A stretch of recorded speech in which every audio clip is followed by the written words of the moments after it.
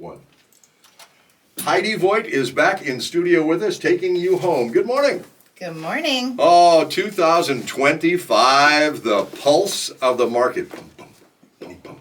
How are we doing? Do we need CPR or anything? Oh no, We're good. No CPR. Oh, good, good.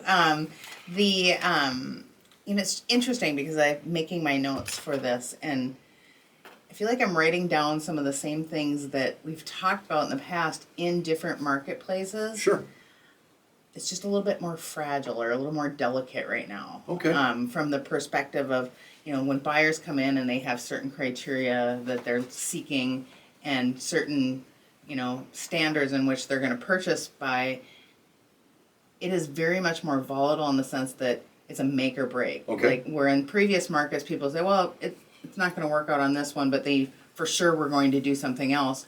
Sometimes buyers in this marketplace right now are, if these certain things don't happen, I am not in the market. I got you. That's a difference, Yeah, right? true. So some of the language that we're using is the same, but the reaction from the consumer is definitely a little bit different. Is that real?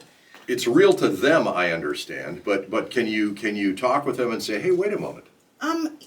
I think it's real from the perspective of the logic that buyers have right now going into this market is based on reality. Okay. And when you have a interest rate that's at 2.4% or 3%, reality doesn't impact you as hard as it would. It's kind of like in those months where your utility bill is $400 because it's winter. Yep. Your bills become a little bit more serious than they are when you've got a $40 electric bill in the summer. You know what I think? I think that because of this ridiculously low, and I don't think they were real, I think they were fake, but people could enjoy them anyway. Yes. But those low interest rates, we're going to be paying that price for a long time. It is a thing. And so like the things that are constant in the market, which are, life changes happen and people need to move and different things that are going on, those still all exist. Yeah.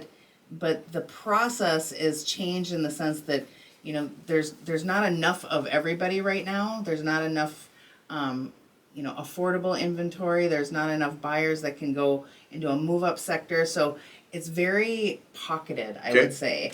So when I talk about the pulse of the market, I'm looking at things like for buyers, payment matters, and it matters a lot. Okay. And it matters so much that On everything. On everything. Yeah. Every cars, houses, whatever. And so when we're looking at pricing, it's not just, somebody that's an entry level or a first time home buyer. It's people who are considering a move up.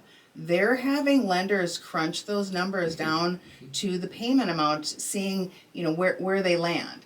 And, and I'll give you a good example. This week we've seen some positive movement in the market where people that had maybe been looking in 2 or 3 months before, all of a sudden their payment is going to be about $70 less.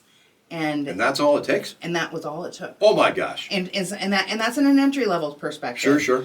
But I know that you've had some conversations with Brandon about taxes, and what I'm seeing in the higher end market is that taxes are so variable depending on the age of a home. Right. So let's say you have a home priced at $575.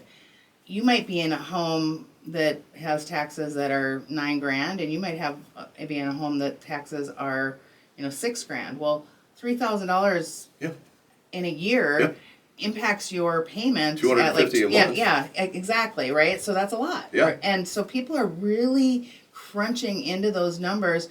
And this is one of my buyers actually really put it in great perspective. And we know all these things, but as agents, we're going through saying, "Oh, this is a great price. This would have been $650 2 years ago." Right? Yeah, but you bring up a really good thing because experience, right? It's a 30-year mortgage. Yes. But I believe people I can't do 30 years. I can only do a year and a half, right? Yeah. You got to change that mindset. Yeah. Not you, they do. Yeah. I believe. Yeah, within reason. So, for sure. I mean, we need to also absorb, what their day-to-day lives are and, how it impacts. And these are all buyer topics, but, buyer topics impact the sellers, right? Right. So this buyer that I have, he just said, I want to do this and we're ready, but we need to be heavily enticed by price and condition in order to walk away from our 2.4% mortgage. I can understand that. Well, absolutely, and we can. So,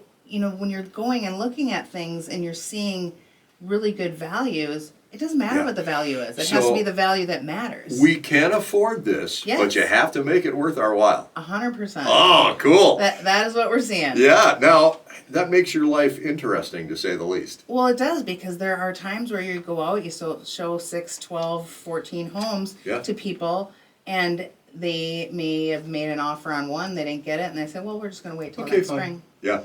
Or we're going to wait a couple of years, or so if they're and that impacts sellers because they're waiting on showings. Yeah. And all of a sudden they're like, yeah, all of a sudden we have a fluctuation of showings, and the agents on the other end are going, well, what's going on with your people? Yeah. And we go, well, they don't know yet. How about vacant properties as opposed to ones that are, I'm still living there?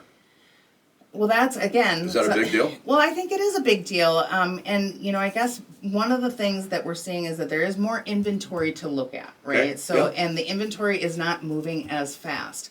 But if you're looking at, let's say, 10 homes, and let's choose a price point of $450,000, and you've got 10 homes that are at that market, and you've got somebody that is actually going to buy, like they need to buy, they're relocating to the area, which properties are going to be perceived as the ones that would be more motivated or more likely to negotiate? I would say the ones that are in great shape, Yeah, as opposed to the ones that are in not such great shape. for sure. That's what from the buyer's perspective. Right. But from the buyer's perspective, if a house is vacant, do you not think that... Ooh, something's wrong. Well, or that these people need to sell. Or it should be lower. The price should be lower. Yeah, and that's a thing. So when we see more properties on the market in certain price points, and some of them are vacant, Mm-hmm.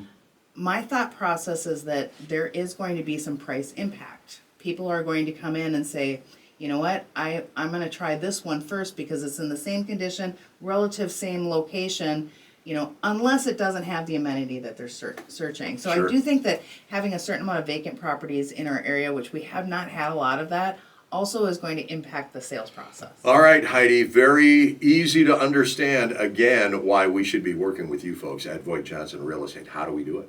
You can always reach out to us by phone, 320-774-2400, or visit our gallery of agents on VoigtJohnson.com. Heidi, thank you. Yep.